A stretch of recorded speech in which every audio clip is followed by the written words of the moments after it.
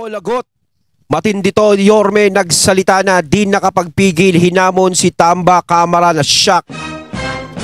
Ayan, syempre itong balitang ating matutunghayan ngayon ay nagmula kay Malacanang Watch 2024. At ito po ang inyong lingkod na si BT na magbibigay ng reaksyon at komento dito sa video na ating matutunghayan ngayon. At huwag na natin pagtagalin at sabay-sabay na nating panoorin ang laman ng video na hatid sa atin ni Malacanang Watch 2024 at bibigyan natin ng reaksyon ang balitang ito. Pasok! Oh, ito, delikado. May hamon. May hamon sa'yo, tambaluslos. Oh, may hamon. Si Yorme. Ayun, bago natin simulan ng video ito, nais ko nga pala magbigay ng credits dito sa boses na madidinig natin ngayon at bibigyan ng reaksyon walang iba kundi si Coach Oli. Siyempre, suportahan natin si Coach Oli at ang kanyang channel, mga katunay. Huwag niyong kalimutang bisitahin at huwag kalimutang mag-subscribe and mag-follow para maging updated tayo sa mga vlogs and reactions na inilalabas at sa mga balitang inilalabas ni Coach Oli. At syempre, huwag niyo rin kalimutan ng Banateros, mga katunay. Ipagpatuloy natin. May isko kay tambaluslos. Yes, isko. Sige. Oh, lumabas siya ngayon. And I challenge him. He's a lawyer. Pwede ba magpatayo ng building ng walang building permit? Ay, hindi pwede. Oh. Pwede ba magpatayo ng building na walang building permit? Hindi mo kailangan maging grade 3 para hindi mo naiintindihan to. Ay, hindi pwedeng magtayo ng isang building ang walang building permit. Totoo yan. No, kahit sino, tama yung sinabi ni Coach Oli, kahit grade 3 alam yan, kahit grade 2 alam yan. No? Kasi nga, di ba, ikaw, halimbawa, magpapagawa ka ng bahay mo. Papagiba mo yan. Pare, papataas ka ng bahay mo. Hindi pwedeng ginusto mo lang ipapataas mo yung bahay mo. Hindi pwedeng ganun. Kailangan kumuha ka pa rin ng permit sa munisipyo o permit sa kung saan-saan para magkaroon ka ng rights na pataasan ang bahay mo. Kaya tama yung sinasabi ni Yorme dito. Eh, yung abogado pala alam. Ang pinapatukuyan niya dito si Chua. Ako, delikado na. Ngayon nila imbestigahan sa Quadcom ang sarili nila. Congressman Joel Chua, pwede bang mag-demolish ng walang demolition permit? Yo, isa pa yan. Pwede bang Hindi rin mag-demolish ng demolition permit? Chua. Ayun, yari kayo kay Yorme. Yan. Talagang si Yorme kakaiba talaga pag naging mayor. No? Hindi siya yung basta nagiging sunod-sunuran lang. Yan ang nakakatuwa kay Yorme Isko eh. Although nagkaroon siya ng mga issues noon, pero para sa akin kasi, mas maraming nagawa si Isko kaysa dun sa isyong ibinabato sa kanya. Ang masama kasi, may issue ng ibinabato sa'yo pero wala ka namang ginagawa. Si Yorme Isko kasi, bali-baliktarin mo, 'di ba?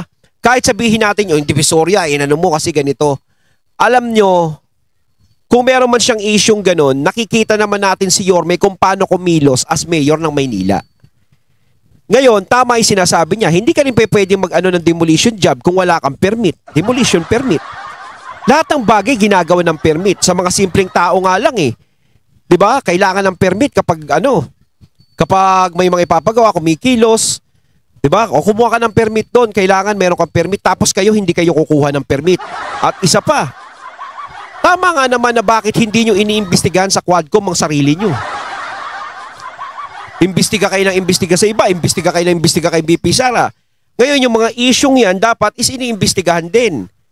Parang ayaw nyo mag-isa sa sarili nyong mantika. 'Di ba? Abogado ka at eto matindi. Binanatan, matindi talaga to. Matindi talaga to si Yorme. Binanatan ang Quadcom. Quadcom, plastic ba kayo? Yan ang sinasabi ni Yorme. Imbestigahan nyo to or imbestigahan nyo yung sarili nyo kasi ang problema sa inyo, ang linis-linis ninyo eh. Magkano lang yung iniimbestigahan nyo kay BP Sara? Eh kayo ilang milyon? Ilang milyon dyan sa flood control. Ikaw, nagtayo ka pa ng City Hall dyan sa bangketa. Nagtayo ka ng walang building permit. Naggiba ka ng walang demolition permit. Nako, alam mo, ito ay indirectly hamon sa'yo, tambaluslos. Hinahamon ka ni Yorme Isko. Suntukan. Alam mo to si Yorme ha, kahit gwapo to, matikas pa to. Hindi mananalo sa suntukan to si kahit malaking bonjing to si Tambaluslos Maayos pa ang pangangatawan nito si Yorme. No? Anyway, hinahamon ka niyan, Tambaluslos. Sa'yo yan directed. Kasi alam naman natin, sinasabi ng iba, walang galaw sa kamera ng walang basbas mo. At yung Quadcom, aso mo yan eh. Loko-loko na lang ang hindi may alam nun. So, Yan, tama naman yun. Kasi parang ano diyan mo masusubukan talaga kung ikaw di ba si Tambi, kung siya ay transparent talaga. Di ba kasi syempre nagkakaroon ng issue yung mga bataan mo. Ay dapat mismong ikaw, kung gusto mo luminis yung kamera, kung gusto mo luminis sa sarili mong pangalan, mismo ang lilinisin mo muna yung bakuran mo. Hindi yung bakuran ng iba ang nililinis. Di ba? Samantalang yung bakuran mo napakarumi. Di ba? Puna ka ng puna sa iba, tapos hindi mo naman kayang punahin ang sarili mo. Ganun yun. Hindi pwedeng maging modelo ka kung walang nakikita sa iyong maganda. Di ba? Kailangan may makita sa iyong maganda. Kaya dapat, sa'yo nag-uumpisa sa bakuran mo, nililinis mo muna lahat ng mga dumi na nagpapadumi sa pangalan mo. Di ba, Tambi? Oo, dapat ganon. Kung gusto mo maging ayos at patas ang tingin sa iyo ng tao. Kasi talagang kung sa bad trip lang talaga, no? Kaya hindi ka umaangat sa survey dahil kahit namimigay ka ng mga ayuda, oras-oras, minuminuto, wala pa rin nangyayaring resulta. Hindi pa rin nagiging maganda kasi nga hindi ka marunong hindi mo kayang kastiguhin yung mga bataan mo dyan na nagkakaroon ng issue. Ngayon yung mga bataan niya naman dyan na nagkakaroon ng issue. Katulad nito, inuupakan kayo ni Yorme. Bakit hindi kayo magpaliwanag? Bakit hindi kayo magsalita? Bakit hindi nyo imbestigahan ang sarili nyo nga naman? Di ba? Para maliwanagan yung mga tao. Kasi laging si BP Sara na lang talaga pinag-iinitan nyo. Kumbaga yung bakuran nyo is napakadumi, pero gustong-gusto nyo linisin yung bakuran ni BP Sara na alam naman naming malinis. dinidirect yan. Oy, imbestigahan nyo to. Di ba? Ang gagaling nyo mag-imbestiga ng mga vloggers. Ang gagaling nyo mag-imbestiga ng patungkol kay PRRD, kay BP Sara. Tingnan natin ngayon kung kaya nyo to. Kaya sabi ko sa inyo itong Congress, ipokrito. Hindi ko po nilalahat. Baka mag-react naman si Richard Gomez, ha? Isang lang ang paligo lamang mo sa akin. Hindi. Gwapo yung gwapo. Baka mag-react. Hindi po lahat. May mga matitinong congressman dyan. So, huwag kang pumuyo kung hindi ikaw guilty. Yes, tama yun. Tama. Hindi naman lahat ng congressman. Hindi porket binabanggit namin o ng ibang vloggers ang kamera, congressman, kongreso, lahat na ng congressman. Alam namin sa sarili namin kung sino-sino yung mga congressman talaga na talagang malilinis ang konsensya. Yung talagang tahimik lang, hindi nakikisalo sa mga ganyan. Alam namin. At alam din namin kung sino yung mga congressman na KKKP ang muka. Diba? Alam naman namin yun. Kaya hindi naman, ang pinapatukoy dito, hindi porket magbanggit ng kongreso, kamara o is lahat na, hindi yon. Diba? Pero marami diyang ipokrito. Wala na silang ginawa. Quadcom, may nagawa ba yan? Sila nga itong, ang dami yung problema sa flood control. Wala kayong ginagawa. Ngayon naman, si Joel Chua, tingnan natin, anong gagawin nyo? Yari kayo. Eto si Yorme Isko. Eto lagi ko sinasabi sa mga kakilala ko. Si Yorme, pag ginawang parang Davao ang Maynila, walang krimen, walang adik, pwede kang maglakad sa kalsada ng matahimik at malinis, Yorme Isko, sooner or later will be our next president. Sa totoo lang, no, ako dati, ako tambay ako sa Tondo dati. Lagi ako nandiyadyaan, araw-araw.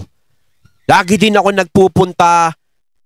nagpupunta ng Divisoria dahil doon ako namimili. Dahil mura yung mga pamorma doon Mga sapatos doon, mga damit doon. Sa totoo lang dati, ang Divisoria talaga is napakagulo. Ibig ko sabihin, sala-salabat yung mga pwesto doon. Talagang minsan wala ka na madaanan, siksikan. 'Di ba? Hindi na makapasok yung mga ibang mga doon. Masikip na nga, may mga pinapasok pang single. 'Di ba? Magulo, traffic. Pero sa totoo lang, simula na naging mayor si Mayor Isko, no? Si Yorme, diyan sa Maynila, ang Divisoria is naging maganda, naging maayos, naging organisado.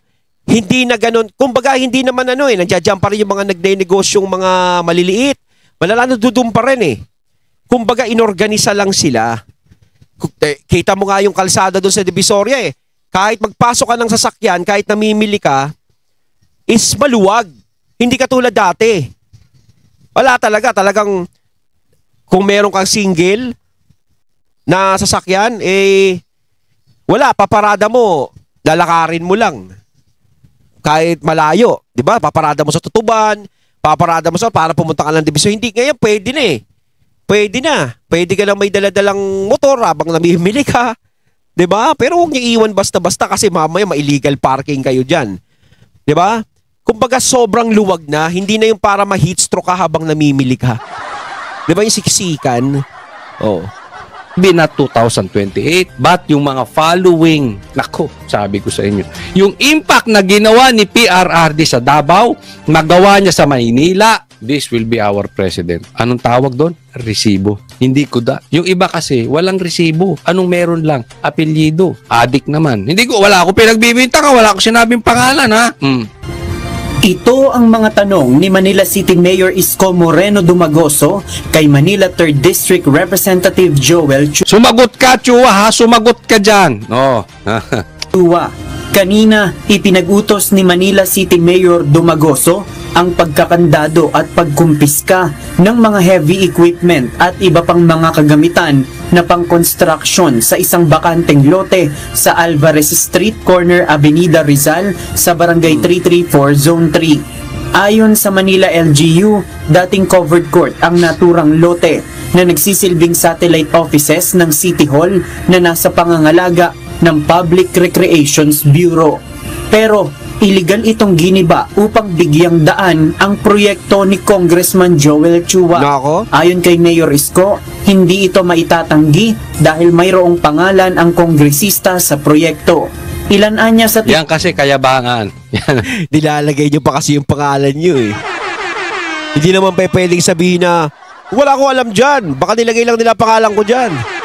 Yung mahilig maglagay ng pangalan. Yeah. Corny nyo kasi pera naman ng taong bayan, ilalagay nyo Tama. yan. Tapos yung iba kinukurakot pa. Tama. Di sa'yo nga yan.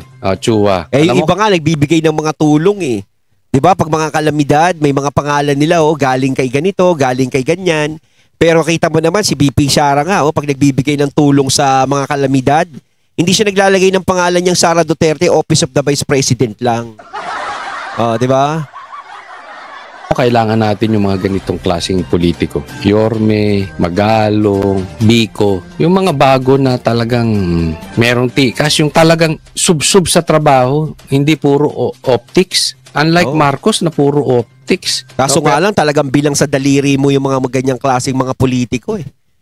No? Sana ba kung maraming politikong ganyan tatakbo eh. Kasi kapag ikaw talaga naunahan ka na ng silaw sa pera, wala. Kasi dyan mo malalaman ng isang politiko kung gaano katatag eh. Kapag nasisilaw sa pera. Dahil talaga sa politika talaga nandiyadyaan ng pera eh. Easy money dyan kapag pumasok ka eh. Pero eto masasabi ko, grabe na ang nangangamoy na basura sa kamera. Yung mga taong dapat nagtatanggol sa atin. Wala po akong inaano. Kailan nyo po kami ipagtatanggol? Hindi po tayo nananawagan ng rebellion, okay? Pero meron namang legal na paraan na naaayon sa batas na dapat ay pinoprotektahan ninyo ang konstitusyon. Pinoprotektahan dapat ninyo ang taong bayan. Kailan kayo kikilos? Nagtatanong lang po. Grabe na po. Talamak na po ang nakawan sa bayan natin. I'm sure alam nyo yan. May intel kayo eh. Matagal na kayo sa gobyerno. Kailan nyo gagampanan ang inyong responsibilidad sa taong bayan? Kung kailan ubos na tayo at baon na tayo sa utang? Baka naman, totoo yung sinasabi ng mga nadidinig kong kaibigan. Bayad na din kayo. Kaya hindi kayo gumagalaw. Tanong lang po yun. Huwag po kayo magagalit. Hindi po tayo nagtatawag ng rebellion. Ang tinatawag natin ay kailan kikilos yung mga inaasahan natin kumilos ng naaayon sa batas. Kailan? Diyan lang kayo sa tabi. Anong silbi? Matagal na nating inaasahan yan. Matagal na rin yung mga ganyang klaseng tanong, Coach Oli. Pero talagang hirap na hirap tayo makakuha ng sagot. Hindi natin alam kung kailan darating yung mga yun. Kumbaga dumarating man sila is paunti-unti lang. Yung mga taong pwede nating masandalan. Binyo dyan. Tinanggal sa lugar ang daycare center at mga opisina ng senior citizens. Nako. Naghihimutok si Mayor Isko dahil walaan niyang permit mula sa lokal na pamahalaan ang proyekto. O ngayon, I challenge Congressman Joel Chua to investigate himself. Sinabi Ayun, ko oh. sa inyo may gobyerno sa lungsod ng Manila and it is called City Government of Manila, not City Congress of Manila. May babala Ay, nako. naman ang alkalde, hindi lamang kay Congressman Chua, kundi maging sa iba pang mga kongresista na nagpapatayo ng mga proyekto sa lungsod na walang kaukulang permit. Nako, abante bayani. Nagtatanong lang ha. Yung mga kala mo ang lilinis. O, akala mo mga... Kala mo kung magsipag-imbestiga, kala mo walang puwing sa mata eh. Kala mo walang dumi. 'Di ba? Kaya hindi nyo kami masisising taong bayan kung bakit hindi kami naniniwala sa mga investigasyon nyo. Lalo na sa mga Duterte, pag iniimbestigahan nyo na ganyan-ganyan, tapos sinasabihan nyo ng kung ano-ano, pinagbibintangan nyo ng kung ano-ano. Kaya hindi naniniwala ang taong bayan sa inyo. Kasi yung sarili nyo nga hindi nyo kayang imbestigahan eh. 'Di ba? Yung nagiging issue sa inyo, hindi nyo nga kayang sagutin eh. Yung nagiging issue sa inyo, hindi nyo nga kayang depensahan.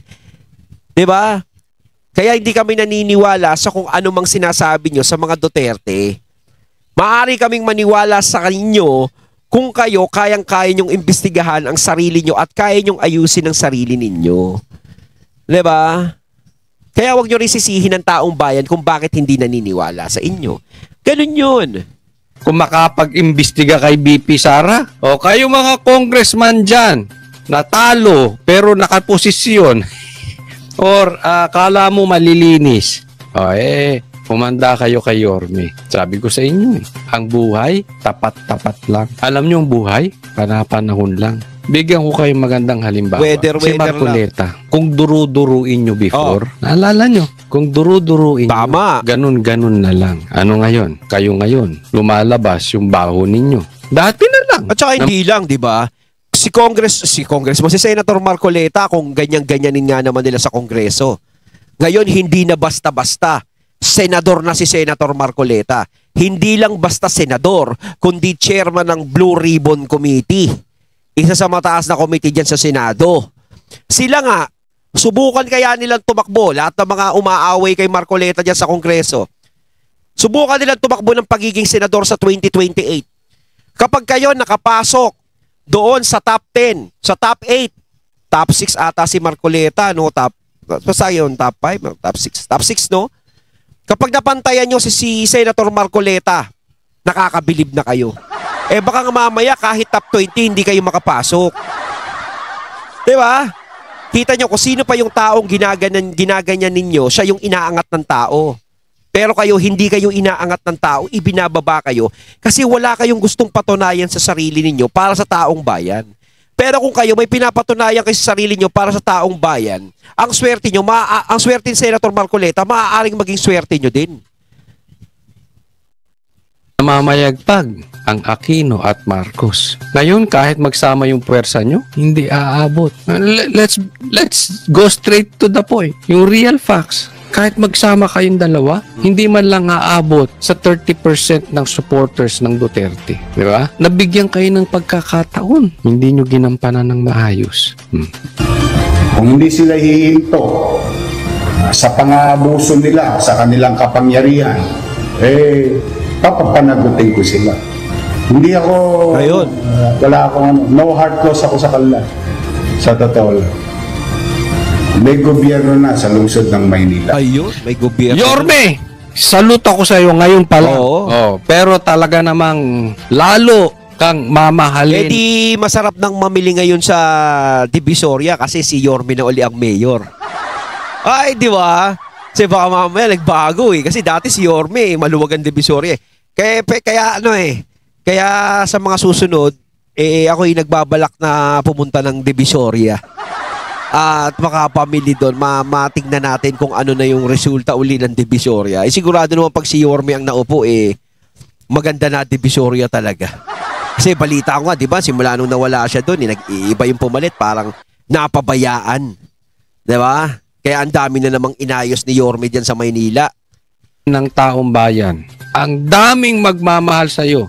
pag pinakulong mo yan si Chua. O sabihin na lang natin kung hindi makulong, panagutin. Sana hindi niingas kugunto si Yorme. Dire-diretsuhin niya si Sana, Chua. sana. Pero as I know, si Yorme talaga pag sinabi, ginagawa. Tingnan natin. Tingnan natin, abangan natin. Hindi, tsaka subok na anong si Yorme. kalalagyan nitong si Chua. Ang sarap niyan. Yorme, ang sarap niyan. Anong araw, baka nagagawa nila, nabobola-bola nila yung mayor. Baka hindi na bobola, Yorme. Baka naman may ano yan. May, alam mo na, may kasunduan yan. na ng UNTV News and Rescue ng reaksyon si Congressman Chua hinggil sa insidente at inaantabayanan ang kanyang ibibigay na pahayag. O, wala na, hindi ka na nakasagot, Chua. Magtago ka kay Tambaluslos. O kaya magtago ka kay Abante. O kaya magtago ka na rin kay Claire. Ha? Ayun, at ating nato ngayon ang video na nagmula kay Malacanang Watch 2024 at syempre nato ngayon natin ang boses na yun na binigyan natin ng reaksyon na nagmula kay Coach Oli. Kayo mga katunayan ng masasabi nyo tungkol dito. Comment lang po kayo sa comment box. So once again, I'm BT and I'm out. Peace.